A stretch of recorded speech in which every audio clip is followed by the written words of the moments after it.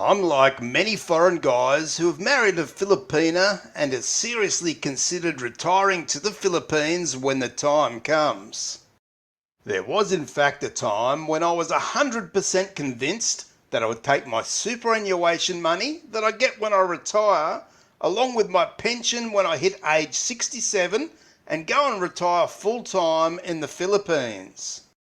But something in my mindset changed, and now my wife and I are happy to retire here in Australia. No doubt there are many things that as one gets older they really need to carefully consider when thinking of retiring to the Philippines. And here in this video I'll give you my thoughts on this and why I changed my mind. So be sure to buckle up and stay with me here. When we're younger, say under the age of 50, we don't seem to really consider health issues and the importance that our health system in our country may play in our life. I know for me, living in Australia, we have one of the best health systems in the world, where if we need any operation or hospitalisation at all, we're all covered no matter how rich or poor we are under what we call the Medicare system. Now, I'm not sure what other countries have in regards to easy access to health and medical systems for all, so feel free to let me know in the comments. When COVID hit in early 2020, it really made me have another long, hard look at things. The Philippines was then, and is still now, clearly struggling to contain the virus, and just recently they've said that many hospitals are full. For a foreign man living in the Philippines, this could lead to disaster. Now, even if we put aside COVID for one moment, as we get older, it's more likely that we'll need quality health care at some point. Whether we have heart issues, diabetes, or a variety of other illnesses, if we don't have good health treatment, then the outcome may not be so good. So medical considerations for me is my number one reason why I will retire in Australia. But there are certainly many other considerations as well that one should be thinking about. When someone goes to live full-time in the Philippines, it's not like you're just going for a holiday, although for the first month it may seem that way. But soon after, I believe that the reality would kick in, and adapting to the vast differences in lifestyle may be difficult for some to come to terms with as the months roll on. In fact, I believe that this may be why many foreigners who go to the Philippines to live as expats end up returning home within a few short years. As beautiful as the Philippines is, one needs to be reminded that it is a developing country, and as such, many services and processes are not all that well streamlined like we may have in Western countries. What we take for granted in our country, where we can easily pay all our bills from the comfort of our home via the computer, many bills in the Philippines may take hours to pay. You may spend time on public transport in heavy traffic just to go to the office to pay the bill, where you may then have to take a number and wait in line.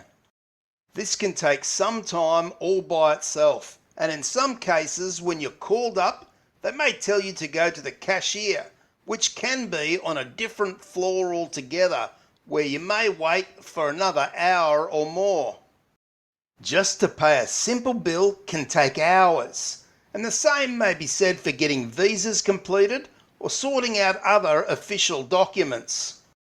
I know people say that they want to live in the Philippines because of the relaxed lifestyle, and I certainly get that. But is the frustration of paying a simple bill or getting your visa sorted that takes half a day all that relaxing? Now, of course, the various processes and time it will take to do things will vary on city to city and province to province, because nothing is really all that consistent in the Philippines, and this on its own can be a source of confusion and frustration that one must be prepared for. Many other things that you and I take for granted such as fast or reasonably fast internet or stable and reliable electricity, is not the case in many places throughout the Philippines. So you can be sure that on those days where you get brownouts or slow to no internet, you really need to be patient, especially if you're a foreigner that enjoys the comfort of his aircon. If this is so, perhaps investing in a generator may be the way to go for you. But as for internet, it really is a bit hit and miss whether it will be reasonable or not.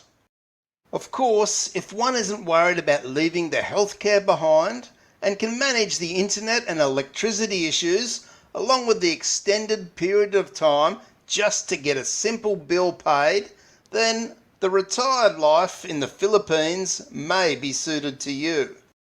As long as you can manage the heat and humid conditions, as the Philippines is a tropical country with no real winter or other seasons that you'd be used to in your country. Mainly it's summer all year round, unless of course you're looking to live in the mountainous areas of the Philippines. And then you'd need a really good plan to make such a huge move, and within that plan, I believe you need to have a minimum of $20,000 put in an easy access account for emergencies. So if ever the time comes that you need to leave the Philippines in a hurry, or for whatever reason, you'll be able to do so. In your plan, you'll need to decide what lifestyle you want, and whatever budget you set for yourself, add an extra 20%, as you may very well find that most people go above the set budget unless they're extremely disciplined. Now, these were some of my considerations, and I'm sure there are plenty of people who have other considerations around why they may or may not retire in the Philippines. So let me know either way in the comments. As for me, I can manage most of the things that I've mentioned in this video, but I feel it would be rather reckless to throw away the healthcare offered in my country as I'm getting older. Now, I've had people say to me that they're older but very fit and they've never been sick.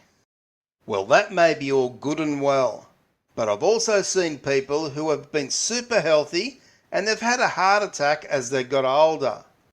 As for me, living in Australia, being relatively close to the Philippines, at least compared to North America and Europe that is, I can still have the best of both worlds. An 8-hour plane ride from Sydney to the Philippines once or twice a year for up to 6 weeks at a time, or maybe longer on occasions, to me gives me the best of both worlds. I still have peace of mind in getting the best healthcare treatment should I ever need it, and I get to spend plenty of time in the Philippines.